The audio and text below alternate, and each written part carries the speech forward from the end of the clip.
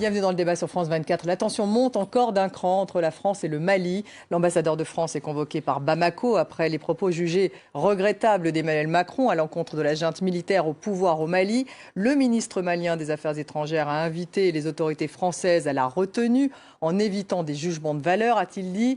Plusieurs déclarations ces derniers jours ont accru les frictions entre les deux pays.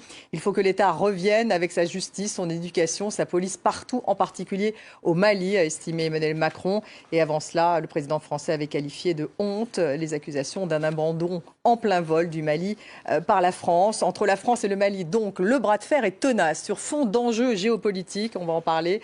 La crise est-elle profonde? Va-t-on vers une rupture? Que veut finalement la France au Mali? Et puis que veut le Mali qui suscite nombre de convoitises? On va en parler avec mes invités. J'ai le plaisir d'avoir à mes côtés Vincent Hugeux.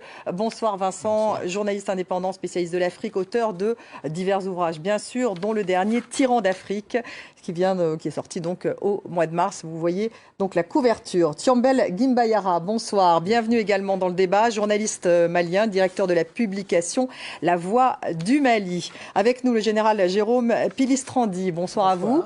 Bienvenue également dans le débat. Rédacteur en chef de la revue Défense nationale. Et puis par Skype de Bamako, Ali Tounkara. Bonsoir, sociologue, directeur du Centre des études sécuritaires et stratégiques au Sahel, auteur de Mali, analyse socio-historique des conflits, et c'est aux éditions de l'Harmattan. Alors avant de démarrer ce débat, je vous propose d'écouter les propos d'Emmanuel Macron. C'était sur France Inter au micro de Léa Salamé, c'était hier. Sans la France au Sahel, il n'y aurait plus de gouvernement au Mali, je vous le dis très nettement. Et donc ce qu'on a entamé, après avoir accru notre pression militaire, avec des vrais résultats et des vrais succès de nos armées, c'est un travail qui consiste à dire il faut que l'État revienne avec sa justice, son éducation, sa police, partout, en particulier au Mali, mais aussi au Burkina. Il faut que derrière les projets se développent. Sinon, dès qu'on libère un territoire, les terroristes le reprennent puisqu'il n'y a pas de perspective. Et donc, l'armée française n'a pas à se substituer au non-travail, si je puis dire, de l'État malien. Il doit y revenir. Et donc, nous nous reconcentrons, nous, à la fois géographiquement en termes de mission, sur la stricte lutte contre les groupes terroristes. Vincent Hugeux, donc le Mali qui convoque l'ambassadeur de France sur place. On peut dire que c'est tout de même un acte très ferme. Ce sont ces propos d'Emmanuel Macron qui ont provoqué, qui ont encore accru les tensions. Sans la France au Sahel, il n'y aurait pas de gouvernement au Mali? Alors, il faut faire la part des choses entre une séquence macronienne qui est extrêmement offensive, qu'il s'agisse de l'échec de la vente des sous-marins à l'Australie, qu'il s'agisse des tensions avec l'Algérie, qu'il s'agisse du Mali. On sent bien que son registre lexical aujourd'hui est celui de l'attaque. Et au fond, il s'exprime plus comme un analyste, comme un éditorialiste de politique internationale que comme un président. Il a changé de ton. En ce sens que, oui, je trouve qu'il y a chez lui une dureté dans le constat qu'il a toujours pratiqué, mais en général dans des cénacles fermés, et qui là devient de plus en plus public. Mais sur le fond. Sur le fond. Tout ça vient de très loin. On va prendre un peu de distance et de hauteur, si possible, par rapport à tous ces risques d'hystérisation du débat, de combat des chefs lexicaux, etc., etc. Et regardez la perspective depuis 2015. Depuis 2015, la France émet plus ou moins discrètement des griefs envers les exécutifs maliens successifs. Depuis la signature de ces fameux accords d'Alger, qui étaient censés ouvrir la voie à une réconciliation, une reconfiguration nationale malienne, je me souviens par exemple que quand le président pourtant élu et réélu Ibrahim Boubacar Keïta a été renversé à la faveur, si je puis dire, du premier coup d'État, août 2020. Tout ça a été accueilli avec un lâche soulagement par Paris, soyons clairs. Quand vous parliez d'IBK à des officiels des services de renseignement, de l'armée ou de la diplomatie, ils levaient les yeux au ciel et ils poussaient des soupirs à fendre l'âme parce que précisément ils estimaient qu'ils n'étaient pas performants. Et là, depuis le deuxième coup d'État, alors qu'au passage, Emmanuel Macron, le même président français, avait plutôt rendu hommage à l'efficacité des militaires maliens après le premier putsch, depuis le deuxième coup d'État, il dit très ouvertement ce qu'il dit en privé depuis des mois. Donc voilà. Et deuxième point, et j'arrête là-dessus, c'est que, à part le grief de cet échec du redéploiement d'une administration digne de ce nom en Mali, vieille histoire, eh bien, il y a aussi le désaccord fondamental qui n'a pas du tout été résolu entre Bamako et Paris sur avec qui discute-t-on? Peut-on engager une forme de tractation, de négociation avec les caïds djihadistes locaux? Thiombel Guimbayara, quand Emmanuel Macron dit cela, ça vous choque en particulier? Le temps ne passe pas. Le temps est un peu condescendant, Condescendant? paternaliste. Oui, oui, oui, c'est le mot. En tout cas, ce qui est ressenti, parce que convoquer un ambassadeur, c'est un acte fort, c'est une protestation en diplomatie, mais ça répond à une opinion nationale également. Nous sommes le Mali, les Maliens aujourd'hui, les jeunes qui se prononcent aujourd'hui utilisent Twitter comme Facebook et WhatsApp. C'est cette génération qui est là, décomplexée complètement. Donc, il faut prendre cette mesure en compte. C'est vrai que nous sommes un pays dont l'héritage est lourd à porter. Nous sommes héritiers de Sundiata, du pacte de Kouroukanfouga 1236, un pays à tradition orale. Mais le ton, l'escalade, situons les faits en fait. Est-ce qu'il y a un duel sans concession finalement entre Choguel Maïga et Emmanuel Macron? Après les propos, la déclaration du Premier ministre devant la tribune de l'ONU, considéré à tort ou à raison, mais ça porte une opinion. Il retraçait un point de vue. Et le Premier ministre parle au nom de la République du Mali, qu'on soit d'accord ou pas avec lui. Maintenant, ça a été répondu par le ministre de la Défense, par le ministre des Affaires étrangères. M. Macron est à sa deuxième sortie. Il ne faut pas chercher les Maliens sur la fibre patriotique. Et rapidement, cette réponse-là, il a été répondu à plusieurs reprises. Mais la réponse... Enfin, c'est très tendu. Tendu, mais la réponse, le communiqué du ministère des Affaires étrangères ouvre une brèche à la collaboration parce que nos liens sont des liens d'une telle nature. Il faut redescendre de son pied. Il faut redescendre. Il faut des tensions. Il faut quand même calmer le jeu et puis revenir à de meilleurs sentiments pour reprendre la discussion. Général Jérôme. Escalades-là, cette escalade n'arrange personne. N'arrange personne et vous ne voulez pas de rupture. C'est le risque. Non plus. La rupture, on n'en est pas encore à la rupture, même si la crise est là, même s'il y a une incompréhension. Il y a des incompréhensions aujourd'hui entre le Mali et la France. Général Jérôme Pilis-Trandican, sans la France au Sahel, il n'y aurait plus de gouvernement au Mali. C'est ce qu'a dit le président français. Oui. C'est le cas. Honnête, sur le plan militaire, l'action française depuis 2013 a permis de protéger toute la zone sahélienne. Bien sûr, il y a toujours un degré de violence élevé. Bien sûr, il y a toujours ces groupes terroristes qui s'infiltrent en particulier dans la zone des 3 frontières. Mais il faut souligner, et c'est aussi ce que dit le président Macron, il y a aussi une forme de lassitude.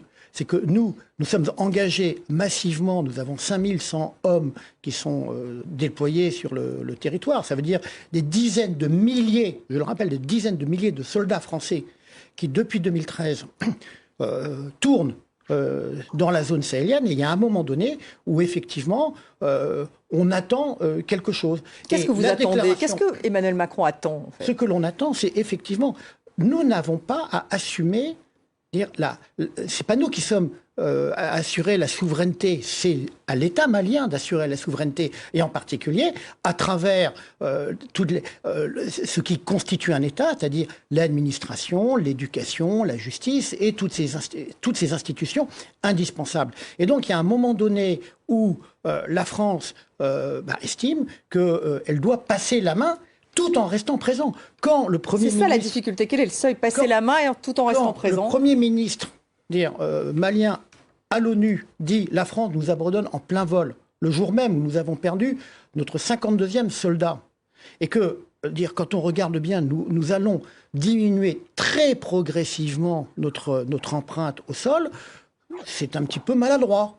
Et donc il y a aussi une amertume d'un certain nombre de dirigeants français en disant « Nous avons fait un effort considérable, mais vous, de l'autre côté, on est prêt à vous aider ». Et d'ailleurs, on constate que d'autres États partenaires manifestent aussi un certain mécontentement à l'égard des autorités maliennes aussi. Ali Tounkara, est-ce que la France, justement, attend peut-être une intervention plus grande, gouvernementale, de l'État malien au Mali? Non, clairement, c'est vrai qu'au regard du discours tenu par le président, même de sa sortie fracassante, les attentes françaises vis-à-vis de l'État malien sont loin d'être comblées. De même également, si vous regardez le rôle important que jouerait la France au Mali, il est un rôle extrêmement important qui a permis à certains égards au Mali d'assister à ce début d'accalmie. Mais en dépit de ce rôle important que joue la force Barkhane française, les autorités maliennes, en l'occurrence militaires, ont la ferme conviction que la manière dont les différents services sont délivrés par l'armée française ne serait pas aussi coopérative comme les brandirait Paris.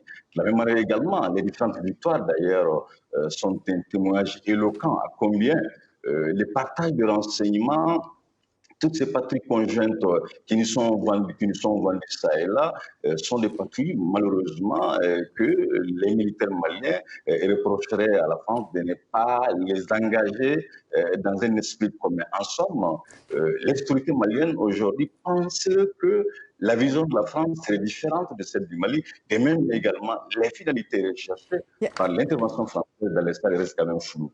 Vincent Hugeux, il y a deux visions finalement, celle des autorités maliennes et celle de la France en ce qui concerne justement à la fois l'intervention française et la place de l'État malien. Alors, il y a des divergences tactiques et des divergences stratégiques. Les divergences stratégiques, je les ai évoquées brièvement tout à l'heure. C'est encore une fois un contentieux de fond assez lourd sur l'attitude qu'il faut adopter vis-à-vis des chefs djihadistes locaux. Je prends un exemple très simple. Iyad Agrali, donc ce Touareg malien qui a fédéré sous la bannière du groupe de soutien à l'islam et aux musulmans plusieurs mouvances djihadistes, est considéré par les autorités maliennes comme un fils du pays. Et donc comme quelqu'un avec qui on peut engager des tractations directes ou indirectes. Pour la France, c'est une ligne rouge. Iyad Agrali, après l'élimination de As-Sahraoui, est considéré, et d'ailleurs il l'était même avant, comme l'ennemi public numéro 1. Et il est clair que si l'occasion est donnée aux forces spéciales françaises de le neutraliser, comme on dit dans le jargon militaire, eh bien, ils ne s'en priveront pas. Donc là, vous avez vraiment un contentieux de fond. Et puis, il y a l'autre contentieux, l'autre litige, qui est encore une fois cette exaspération, effectivement, cette irritation envers des exécutifs maliens successifs, celui-ci ayant en plus l'illégitimité du putsch au carré, du double coup d'État, leur inefficacité dans le redéploiement promis depuis des années de quelque chose qui ressemble à une administration fonctionnelle. Donc voilà, là c'est vraiment de divergence. Simplement, moi, une petite nuance quand même, parce que quand on étudie de près le communiqué qui a été émis hier au moment de la convocation de l'ambassadeur Joël Meyer, vous savez, désobligeants et inamicaux, ce sont les qualificatifs qui ont été retenus dans l'échelle des convocation de l'ambassadeur quand même. Oui, mais la convocation de l'ambassadeur, ça fait partie du langage diplomatique et de la théâtralité habituelle des relations bilatérales. Mais je veux dire, désobligeants, inamicaux, dans l'échelle des peines diplomatiques, franchement, il y a pire. Hein. Donc, vous ne pensez pas justement que là, en ce moment, les tensions sont particulièrement... C'est très tendu entre les deux. C'est tendu, mais il faut toujours faire la part des choses, encore une fois, entre la rhétorique et ce qui se joue sur le terrain. Ce qui compte aujourd'hui, c'est que vous avez un commandant du dispositif Barkhane qui, dans la même période, dans la même séquence, a été reçu, a discuté avec le ministre malien de la Défense, le colonel Sadio Camara, et on a parlé coopération. Et on a aussi entendu ce général Laurent Michon, puisqu'il s'agit de lui, expliquer qu'il y aura de toute façon le maintien d'une couverture aérienne avec une capacité de réaction rapide et massive dans les mois et les années qui viennent. Est-ce que, Thiambel Guimbayara, il y a tout de même aussi ce contentieux avec justement les autorités maliennes sur cette collaboration et ces négociations, en tout cas avec les forces Wagner, les forces russes. Donc est-ce qu'effectivement ils négocient avec les forces russes? Et là, c'est vrai que Paris avait mis son veto, ça sera soit les Russes, soit la France. Non, je crois que fondamentalement, la coopération avec la Russie ne devrait pas se faire au détriment des relations avec la France et de la coopération avec la France. Nous avons un acte fort avec la France, c'est une coopération de défense. Je rappelais, avant de rebondir sur cette question, que tantôt, le général évoquait la mort du 52e soldat français sur le soldat armé malien en a perdu autant. Comparaison n'est pas raison, mais c'est peut-être une coïncidence d'agenda ou de calendrier. Ce n'est pas une méconnaissance de l'effort et du sacrifice de sang des soldats français pour aider le Mali, tout comme le Mali l'a fait autant auprès de la France. Nos liens sont des liens de sang, des liens historiques. On ne peut pas, d'un revers de main, faire tourner cela. Il faut reconnaître en réalité... Donc la France est souhaitée encore au Mali? La France est souhaitée au Mali à condition de discuter avec les autorités maliennes d'égal à égal, à condition de mettre en avant l'intérêt du Mali, à condition d'arrêter cette ambivalence, cette ambiguïté. Aider le Mali. De quelle ambivalence parlez-vous, pardonnez-moi? Aider les groupes armés rebelles qui n'ont pas déposé encore les armes. Ça ne passe pas. Empêcher le Mali d'aller à Kidal, empêcher le Mali de travailler sur son territoire, il faut le faire avec les autorités maliennes, en accord avec les autorités maliennes, parce qu'aujourd'hui, les autorités de Bamako aussi sont soumises à une opinion qui ne tolère pas, qui monte, qui marche, qui manifeste. Et malheureusement, les propos du président Macron réconfortent cette partie de l'opinion qui est dans ces excès-là. Il faut le reconnaître. Il y a un sentiment anti-français à Bamako. Pas un sentiment anti-français en tant que tel, mais un sentiment anti-politique française tel que mené ici. Sinon, nos liens sont des liens de sang. Les Maliens vivent, les Français vivent à Bamako, tout comme les Maliens vivent ici. Et entre nos deux pays, c'est des liens de sang et liens d'histoire. Je ne le rappellerai jamais assez, mais c'est difficile aujourd'hui, mais ce n'est pas impossible de revenir autour d'une table. Très forte tension néanmoins. Général Jérôme Pilistrandi, pour justement redonner un peu de contexte, la France donc a décidé de retirer la moitié de ses forces militaires du Sahel. C'est un soldat sur 2. A priori, ils vont sortir du Mali. En tout cas, ils ne sont déjà plus au nord. Ils se redéploient plutôt vers le Niger. On va regarder d'ailleurs une carte pour comprendre un peu. Tout à fait. Mais je tiens à souligner par exemple que au cours entre le mois d'août et le mois de septembre, les avions français ont assuré plus de 40 rotations pour transporter les soldats maliens vers le nord. Et les installations, notamment on évoquait Kidal ou les installations au nord, il ne s'agit pas en quelque sorte de partir et puis les laisser ouvertes, nous les transférons de manière le plus organisée possible, à la fois aux forces armées maliennes, parce que c'est l'État souverain, et également, bien sûr, en liaison avec la MINUSMA. Et on voit bien qu'il y a cette ambiguïté politique, médiatisée, et que la réalité du terrain est autre. Mais elle est autre, mais enfin, il y a bien un retrait des forces françaises. En fait, ce retrait, c'est une réorganisation, parce qu'effectivement, on ne va pas rester des décennies, ce n'est pas notre objectif. Par contre, c'est de couvrir face à ces groupes armés terroristes, et en particulier dans cette fameuse zone des 3 frontières, on le voit sur la carte entre le Mali, le Niger ou le Burkina Faso, pour pouvoir les traquer. Et donc, ça veut dire quoi? Ça veut dire en particulier le maintien de l'appui aérien, qui est essentiel à travers des drones, et des ça, avions. ça va rester. Mais ça va rester. L'appui aérien, bien sûr. Ce sont aussi la des lutte forces ciblée spéciales. contre le terrorisme, c'est ce que disait Emmanuel Macron. On a notamment la task force Takuba, qui est une task force de forces spéciales européenne. D'ailleurs, la Hongrie vient d'annoncer qu'elle allait envoyer, et ça c'est aussi un signal important, c'est entraîner nos partenaires européens donc, pour aider la région. Takuba, ça marche aujourd'hui? Mais oui, ça marche. Alors, la seule chose, c'est que cette force européenne, la problématique, c'est qu'on ne parle, on parle, hélas, lorsque nous avons des décès ou des blessés. On ne parle pas de l'action au quotidien. La traque, elle est permanente. Alors, avec des groupes armés terroristes qui, effectivement, jouent de la faiblesse dans certaines zones, et en particulier dans cette zone des 3 frontières, la faiblesse des trois États. Donc, on recentre un petit peu le dispositif pour pouvoir être plus efficace, et puis, parce qu'il appartient maintenant, c'est à l'État malien d'assurer la souveraineté et la protection de ses populations, en particulier dans la zone nord du Mali. Merci en tout cas à tous les 4. On se retrouve juste après une courte pause. Restez avec nous.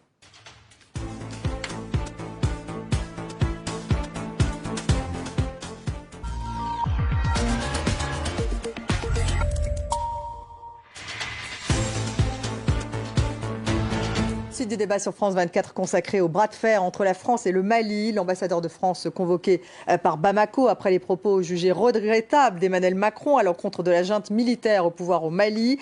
Entre la France et le Mali, le bras de fer est donc tenace sur fond d'enjeux géopolitiques. Alors la crise est-elle profonde? Va-t-on vers une rupture? Que veut finalement la France au Mali et que veut le Mali qui suscite nombre de convoitises? Je suis toujours en présence de Vincent Hugeux, journaliste indépendant spécialiste de l'Afrique, de Thiambel Gimbayara, journaliste malien, directeur de la publication La Voix du Mali, du général Jérôme Pilistrandi, rédacteur en chef de la revue Défense nationale. Et avec nous, on espère que le son sera meilleur par Skype de Bamako, Ali Tounkara, sociologue et directeur du Centre des études sécuritaires et stratégiques au Mali. Vincent Hugeux, ce bras de fer entre la France et le Mali se fait donc sur fond d'enjeux géopolitiques. Le Sahel fait l'objet, bien sûr, de convoitises. On parlait des Russes. C'est vrai que la junte, les autorités maliennes au pouvoir, est-ce qu'elles négocient effectivement avec les Russes? Est-ce qu'elles négocient effectivement avec cette fameuse force Wagner dont on a parlé?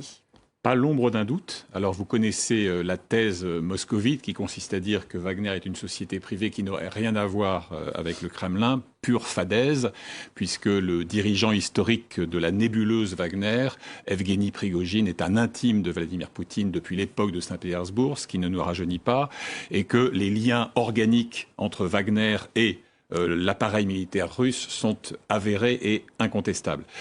Ce qui est frappant, si vous voulez, c'est que le Mali invoque sa souveraineté. Pour dire grosso modo, nous traitons et nous contractons le cas échéant avec qui est considéré comme un Le Premier ministre disant, voilà. si la France se retire, nous avons besoin des Russes. C'est-à-dire que c'est là où il y a quelque chose qui relève de la casuistique de haut vol, c'est-à-dire qu'on va invoquer le prétendu abandon français, dont on a dit à l'instant ce qu'il fallait penser, pour justifier l'irruption des Russes. Mais alors, moi, il y a quelque chose qui me laisse un peu perplexe, c'est que, si vous voulez, au nom de la souveraineté, vous cédez en fait une fonction régalienne essentielle et centrale, à savoir la sécurité et la défense de votre pays, à des chiens de guerre venus du froid. Il y a un souci. Si c'est ça la souveraineté valide. Je vais vous donner un exemple, pardonnez-moi, une petite notation personnelle. Moi, j'ai un baromètre qui est infaillible, c'est les messages que je reçois, notamment après mes passages à France 24 sur les réseaux sociaux. Depuis 2 ou 3 semaines, on est passé de la critique à l'injure, et injure qui peut être infamante. Et précisément parce que vous avez un climat aujourd'hui qui est d'ailleurs entretenu avec une certaine forme de démagogie par les stratèges de la junte, qui fait appel à la fibre patriotique tout à fait sincère et authentique, comme notre confrère malien l'a développé tout à l'heure, mais qui, d'une certaine manière, embarque aussi le pays dans une impasse. Parce que si, franchement, la sécurité du Mali demain matin, elle repose sur les épaules des gens de Wagner, eh ben, je leur souhaite bien du plaisir et bien du courage. En êtes-vous sûr, Tiambel Guimbayara, ces forces Wagner, ces Russes, justement, ils pourraient assurer la sécurité du Mali, comme le dit le Premier ministre malien, qui manifestement négocie avec eux? Je ne pense pas que ce soit le propos du Premier ministre malien, mais en réalité, le territoire malien ne pourrait être sécurisé que par l'armée malienne. C'est le souhait. Aujourd'hui, l'armée malienne n'est pas en mesure de sécuriser ce territoire-là. Il faut trouver une solution. Et la solution n'est pas forcément Wagner ou la coopération avec la Russie, ni avec la Chine, ni avec la France. La solution, c'est de trouver un moyen. Quand la France, elle sous-traite notre sécurité avec des Hongrois, ça est non, mais quand nous coopérons avec la Russie, il faut glisser Wagner. Donc vous trouvez ça normal? Non, pas du tout. Jusqu'à preuve du contraire, parce qu'il n'y a aucun document officiel qui parle de signature de contrat du Mali avec cette société. Attendons de voir. Moi, je ne vois pas encore pour le moment. Et je ne pense pas que ce soit un saut dans l'inconnu que le peuple malien laisserait aller remplacer. Mais les autorités maliennes, elles pourraient signer un tel contrat, général Jérôme Pilis-Transdy. Oui, alors il y a eu notamment la livraison il y a quelques jours par la Russie de 4 hélicoptères de type Mi-171 avec une forte médiatisation. Hélicoptères russes. Hélicoptères russes, bon. Mais il faut souligner par exemple que la République centrafricaine a dû reconnaître ces jours-ci qu'il y avait eu des exactions commises par le groupe Wagner contre sa population. C'est-à-dire que... la RCA qui fait appel à Wagner, maintenant, oui. Enfin, tout le monde, c'est officiel. Voilà, exactement. Et donc, derrière, on voit bien qu'il y a des enjeux. Et, en fait, l'objectif de la Russie, parce que, comme vous le disiez, c'est bien de déstabiliser la présence française, déstabilisée dans la région, parce que ça correspond à des objectifs politiques, géopolitiques, de la part de Moscou. Ou mettre un pied dans la région également. Alors, il y a aussi une présence russe. Il faut aussi souligner, d'abord, qu'il y a toujours eu des liens entre le Mali et la Russie, à l'époque de l'Union soviétique, bon, et qu'un certain nombre de cadres, dont le Premier ministre par intérim, ont été formés à Moscou. Nous ne remettons pas en cause, et parce que le Mali est un État souverain, nous ne remettons pas en cause le fait que la Russie veuille s'investir. La problématique, c'est le groupe Wagner, et dont on voit bien que l'objectif est en fait qu'il assure une forme de garde prétorienne, non pas pour aller traquer les groupes armés terroristes, mais pour protéger les autorités du régime. Donc ils ne lutteraient pas contre le terrorisme, c'est ce que vous dites, les Russes. Ils n'ont pas, le groupe Wagner n'a pas les moyens. Il faudrait déployer des avions de combat, il faudrait déployer des drones, il faudrait déployer des troupes de manière conséquente. Là, c'est faire appel à une milice pour se protéger. Ali Tounkara, est-ce que vous pouvez rebondir justement sur ces négociations qui, donc, a priori, ont lieu ou auraient lieu, en tout cas entre les autorités maliennes et ces forces Wagner russes? La Russie, clairement, sait que le Sahel est un enjeu pour elle. Déjà, elle a déjà pris plein pied en République centrafricaine. Clairement, c'est vrai que les autorités maliennes n'ont pas jusqu'ici confirmé la venue de cette société privée russe, en l'occurrence Wagner, mais toujours est-il que les négociations sont déclenchées. Cela a été confirmé par les autorités de Bamako. Mais il est quand même important de rappeler, en général, qu'effectivement, les autorités maliennes, même le Premier ministre aux Nations Unies, n'ont aucunement nié l'important rôle que joue la France dans le cadre de la lutte contre le groupe radicaux-violents. Mais sauf que ce sentiment ou des suspicions qui animeraient un nombre important de Maliens, à un niveau même très élevé de responsabilité vis-à-vis de la France, le fait d'avoir un agenda qui ne serait quand même pas forcément celui du Mali. Et quand on regarde les différentes victoires remportées par l'armée française au Mali, sont des victoires qui n'ont aucunement associé l'état-major malien.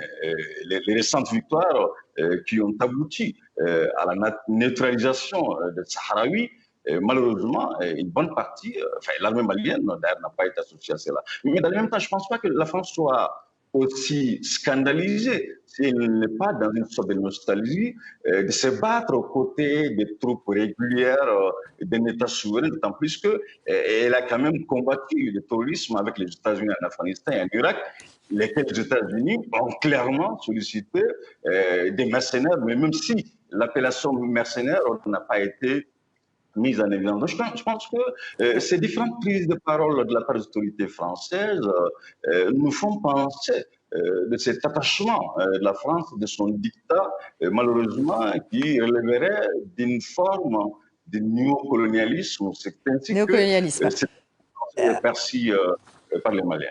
Vincent, justement, quand on parle de ce sentiment anti-français au Mali, Emmanuel Macron et d'autres d'ailleurs ont dénoncé des manipulations. Il y aurait effectivement des manipulations sur les réseaux sociaux par les Russes, par exemple, également les Turcs, qui finalement attiseraient ce sentiment de haine anti-français. Donc. En préambule, l'honnêteté commande de rappeler que la France doit balayer devant sa porte et qu'elle a été d'une certaine manière la complice navrée de l'irruption de Wagner en Centrafrique en démontant de manière précipitée le dispositif Stangaris. Je ferme la parenthèse et en contribuant d'ailleurs à la levée d'un embargo qui a permis aux Russes d'entrer en Centrafrique par la voie de la fourniture d'armement. J'en viens au sentiment anti-français. Mon expérience de reportage à différents moments de l'histoire du Sahel dans les années écoulées, c'est que plus vous éloignez de Bamako, moins ce sentiment anti-français est palpable.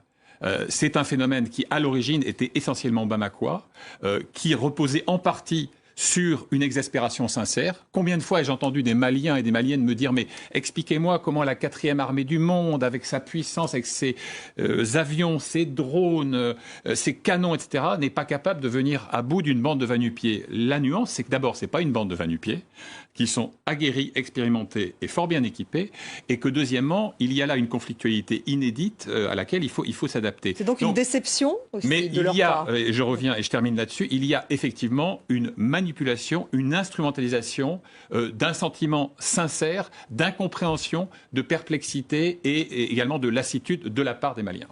En tout cas, les Algériens sont aussi en froid, vous le savez, avec Paris. Ils sont bien sûr impliqués au Mali. On va regarder une carte. La frontière entre l'Algérie et le Mali est très importante. Eh bien, le ministre des Affaires étrangères algérien, justement, est allé rendre visite aux autorités maliennes. C'était hier.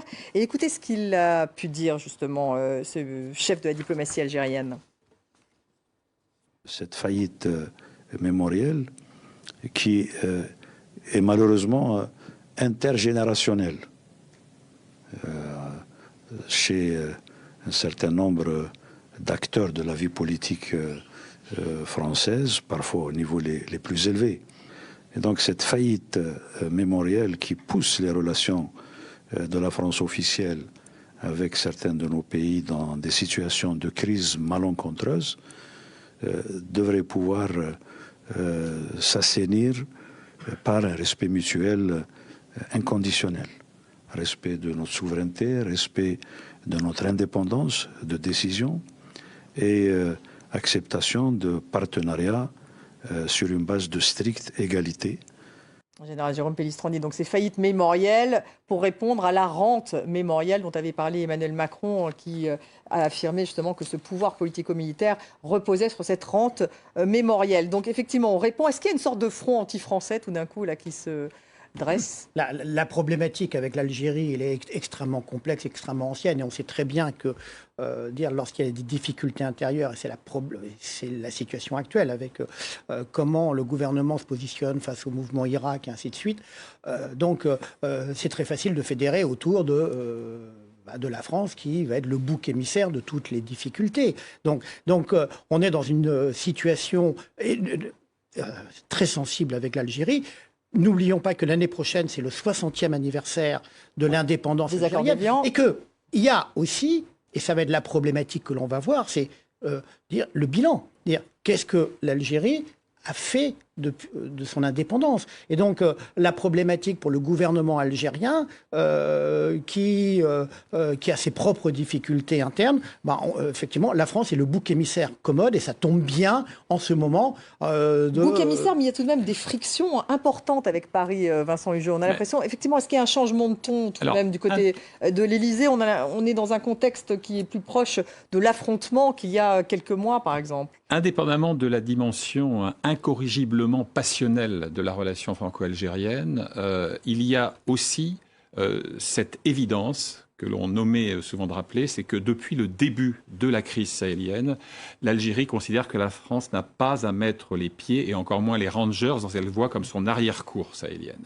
Et donc, de toute façon, c'est son arrière-cour sahélienne. Et de toute façon, il y a toujours eu une infinie ambiguïté dans la posture algérienne, jusque y compris dans la qualité de la surveillance de sa frontière sud et de ce qui passait en termes d'hommes, de carburant, de vivres et de munitions.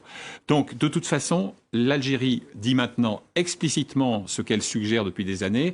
Elle veut être au centre de l'éventuelle résolution de cette équation à X inconnue qu'est la crise sahélienne aujourd'hui. Elle considère qu'elle est légitime à être l'actrice centrale et principale. Et elle en a les moyens ? La France a vocation à disparaître de ce paysage-là. Ça, vous pouvez ajouter à cela toutes les tensions imaginables, les incroyables maladresses rhétoriques de Emmanuel Macron, notamment quand il met en doute l'existence d'une nation algérienne avant la colonisation.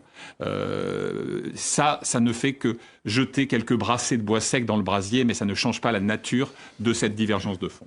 Il y a aussi un phénomène générationnel et qui pose un vrai problème. C'est-à-dire que le président Macron, mais aussi nous ne raisonnons plus sur 1962, alors que pour le gouvernement algérien et pour l'opinion publique algérienne, cela reste fondamental. 62, maintenant, c'est de l'histoire passée en quelque sorte. Et on voit que ce décalage générationnel a un impact dans le discours politique et cette incompréhension mutuelle. Justement, Turmel Guimbayara, est-ce que effectivement l'Algérie donne l'impression que le nord du Mali, c'est son précaré ? L'Algérie donne l'impression que le nord du Mali, c'est son précaré. Bonne question. Rappelons un peu, interrogeons un peu l'histoire. Jusque-là, toutes les rébellions, en tout cas, qui ont abouti à une signature d'un traité entre l'État malien et les groupes qui se sont rébellés sont terminés par des traités où on est rentré dans l'ordre et l'Algérie a participé à la solution. Les liens entre l'Algérie et le Mali sont des liens historiques. Nous avions servi d'arrière-base, en tout cas l'Algérie au FLN en son temps pour se battre pour son indépendance. J'espère que l'Algérie ne l'a pas oublié. Aujourd'hui, c'était cette même Algérie qui nous a refilé ces terroristes entre guillemets qui ont passivé, qui ont mis nos populations en coupe réglée. On n'est pas prêt à ce que notre pays, le Mali, soit une arrière-cour ni de la France, ni de l'Algérie, ni encore moins de la Russie. L'armée malienne devrait travailler à revenir dans cette frontière-là pour sécuriser les populations maliennes. C'est à elle seule de sécuriser les Maliens. Mais alors comment est-ce que l'armée malienne pourrait effectivement faire Aujourd'hui, nous sommes en difficulté. Nous sommes en sous-effectif. Il y a une armée qui se reconstitue. Elle ne peut pas se reconstituer en 6 mois, en 8 mois. Mais nous sommes en crise et en guerre. Depuis 2012, des soldats maliens tombent, des camps entiers ont été pillés. L'armée malienne a perdu plus d'hommes que toutes les armées qui sont venues à nos côtés. Normal, vous allez me dire. Mais aussi, là où le bas blesse, c'est que les populations civiles sont en train de tomber. La guerre n'est pas facile. Et les Maliens s'interrogent, se posent des questions. Nous avons la MINUSMA, nous avons ECAP Sahel. Donc la force de l'ONU, le G5 Sahel. Nous avons tout le monde sur notre territoire. Malgré tout, la guerre continue. Et ne faudrait-il pas changer de fusil d'épaule? Il ne faudrait pas trouver d'autres solutions pour sortir de cet état d'esprit? Alors quelles peuvent être ces autres solutions, Général Jérôme Pilistrandi? Pour sortir, où en est cette menace terroriste? Elle existe. Et je vois, là, j'apprends à l'instant, effectivement, qu'un militant islamiste a tué au moins 5 soldats dans une attaque au centre du Mali. Donc, clairement, la menace terroriste est encore très forte. Malgré tout cela, malgré tout ce que vous écrivez, malgré la présence française, malgré le G5 Sahel, malgré...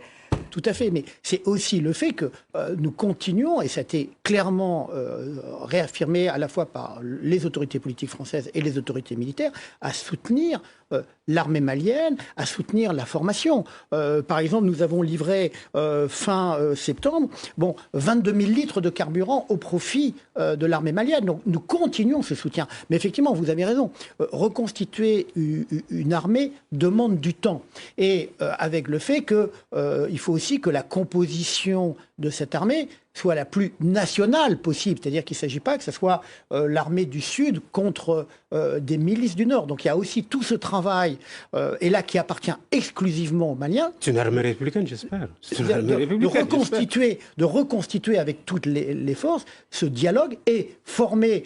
Les images que vous montrez sont un bon exemple parce que on a affaire, et comme vous le soulignez, à des adversaires qui sont extrêmement aguerris et qui disposent de capacités de transmission satellitaire, de systèmes de visée nocturne, enfin qui sont extrêmement mobiles. Et donc, nous poursuivons, et ça a été réaffirmé, le soutien à l'armée malienne pour combattre les terroristes. Vincent Hidjo, donc ce redéploiement, c'est justement face à cette menace terroriste qui reste entière.